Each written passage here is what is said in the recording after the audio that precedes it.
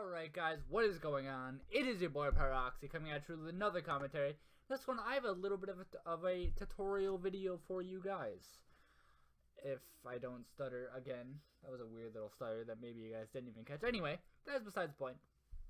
So here we are in After Effects. And what I want to show you guys today is how I do like the 3D motion tracking cinematic stuff that you might have seen in my second North RC response.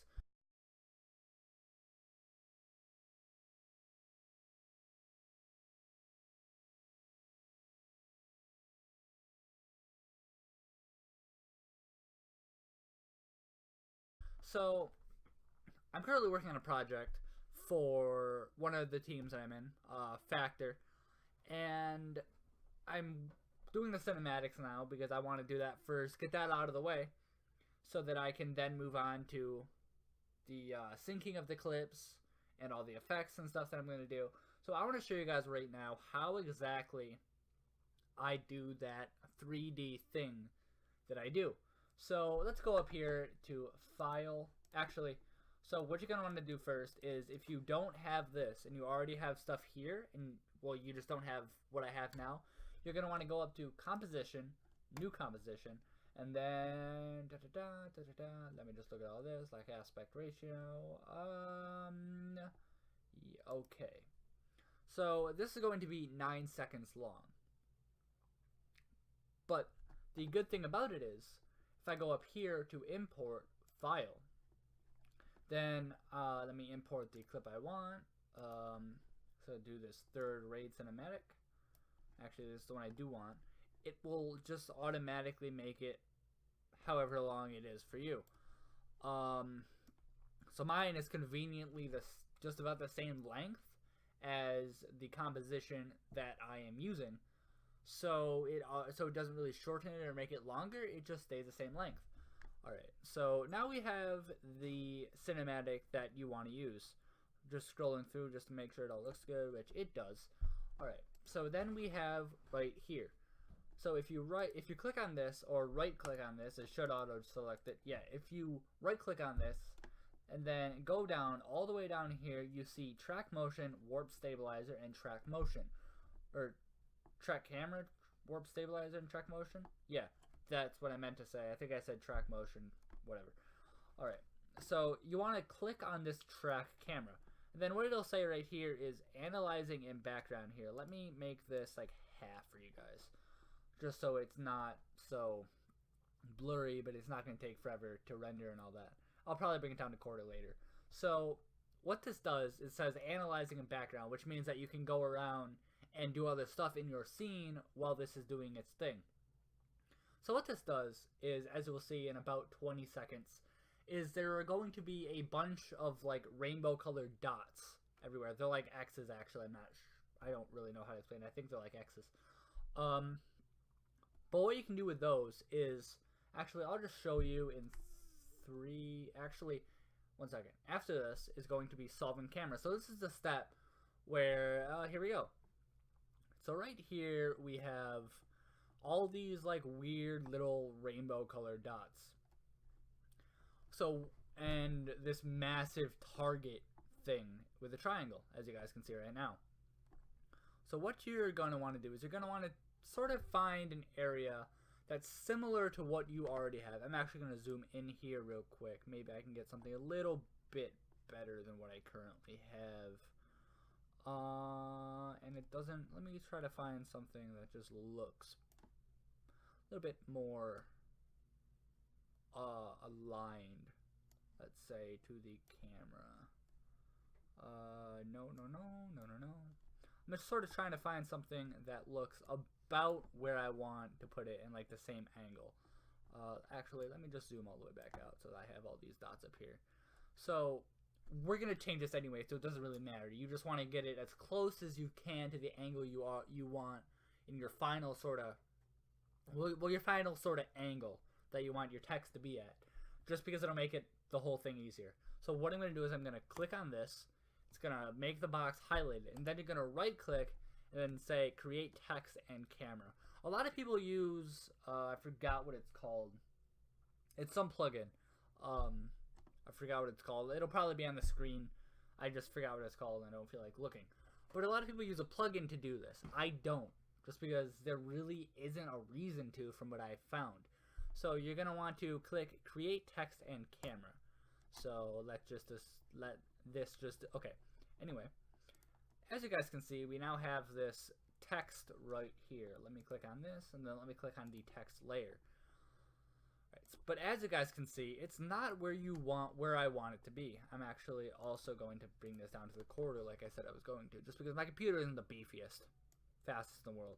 So here we go. We have this massive text here, which is what you want. You want the text, but as you guys can see, it's way too big, and the angle isn't right for what I want.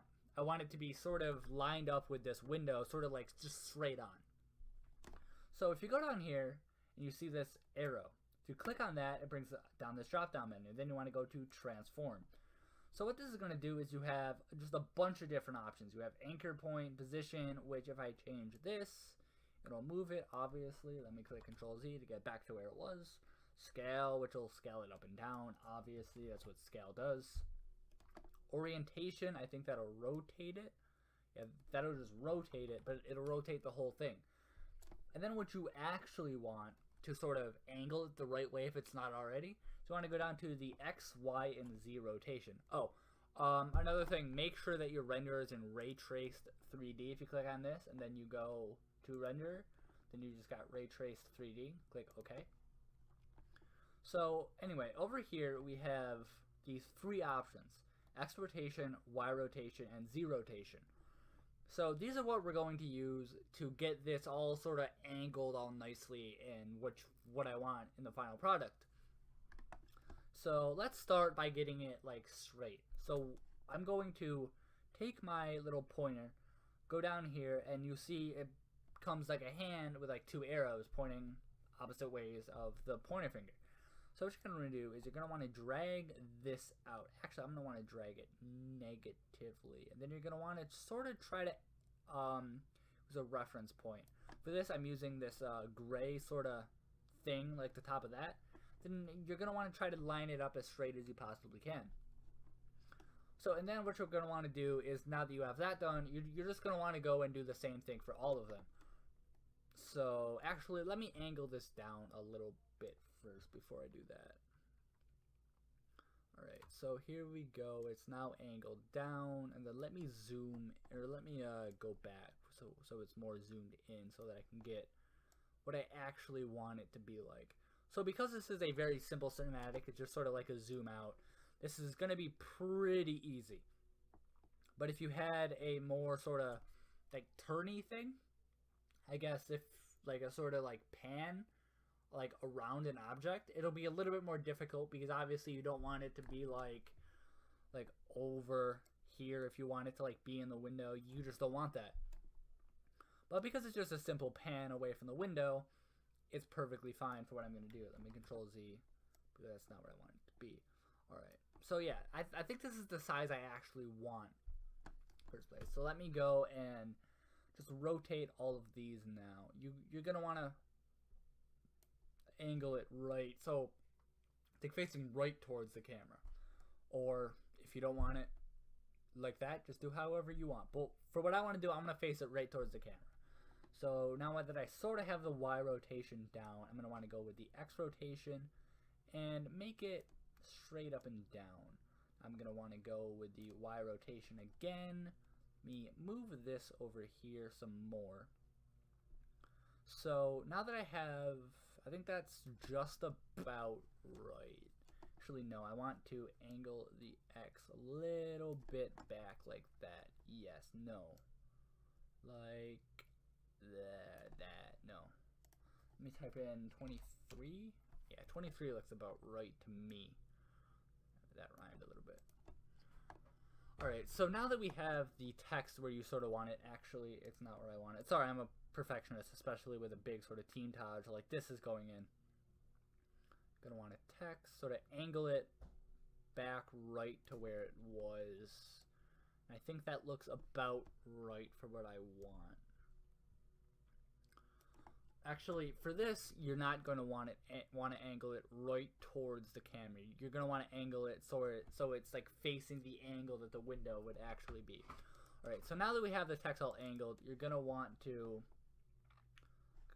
click on the text tool up here, right? Or click on this, and then you're going to want to highlight it.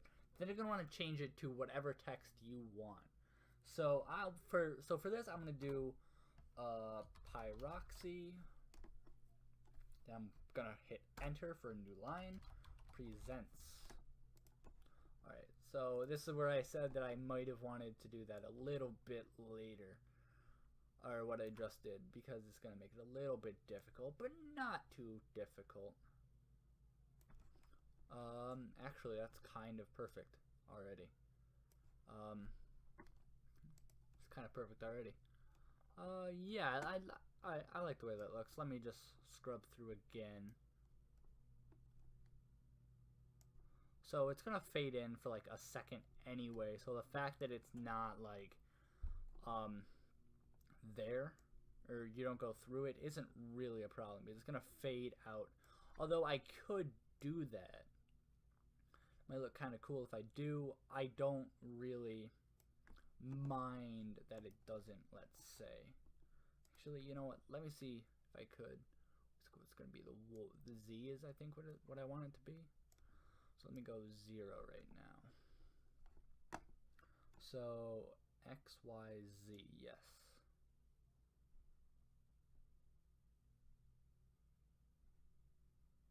So now it's going to sort of, actually, I don't know how this is going to look, in all honesty. It might look really bad. It might just look like it's just way too far out. And it doesn't look horrible, not going to lie here. It doesn't look horrible. It could look worse.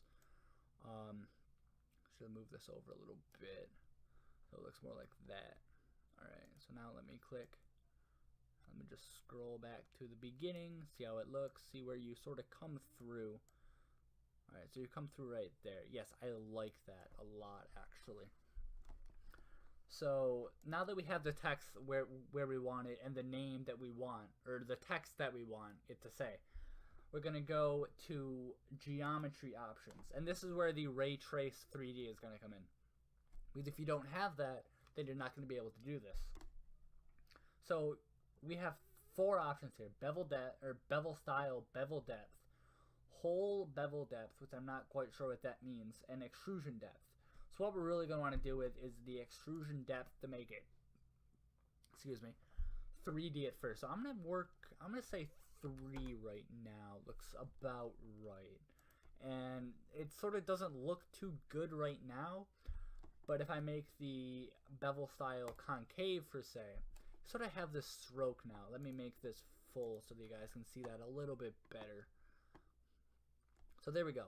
We now have the sort of stroke that makes it just look cleaner, I guess. I guess you could do convex too. That changes a little bit where the stroke is, but not too terribly much.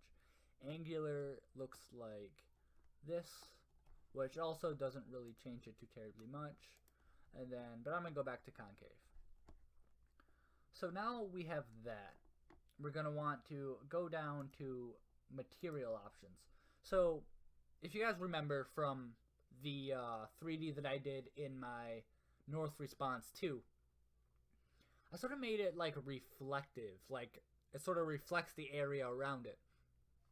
So that's what I'm going to show you guys how to do now. Actually, before I go here to do that, you're going to want to go down here, then you're going to want to hit Control D to duplicate this.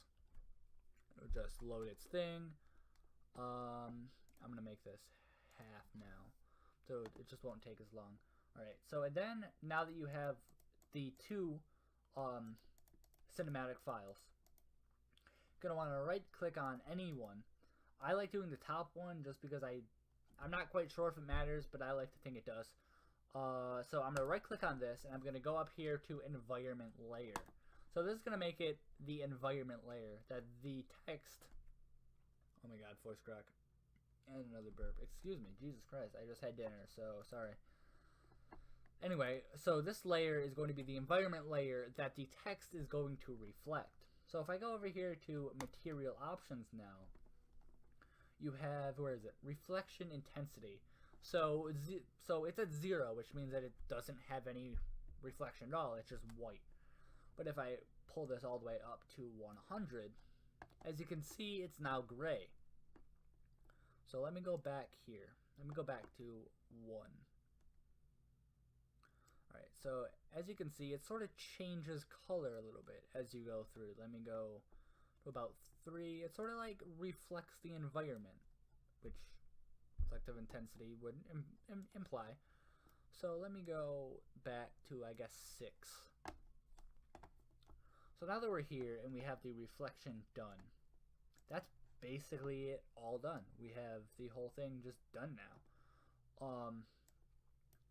Of course, there's more that you can do with this. I'm not going to go over that in this video, maybe in another one.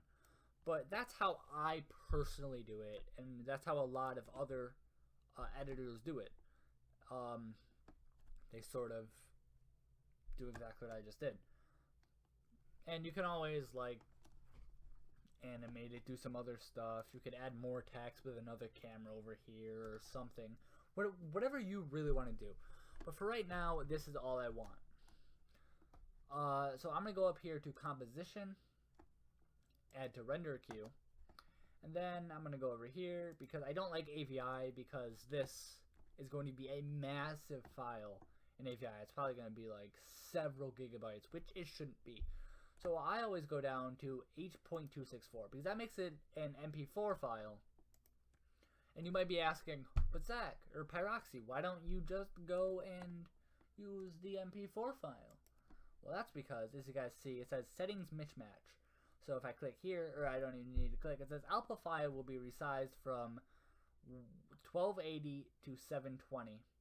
Or from 1280 by 720 to 720 by 480, which isn't particularly good looking.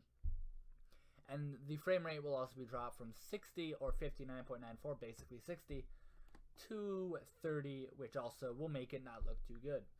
So instead of using MP4, I do H.264 because it's still an MP4 video, but it's not. It's an H.264, which means that I'm not going to have that problem, and it's still going to be a MP4 video.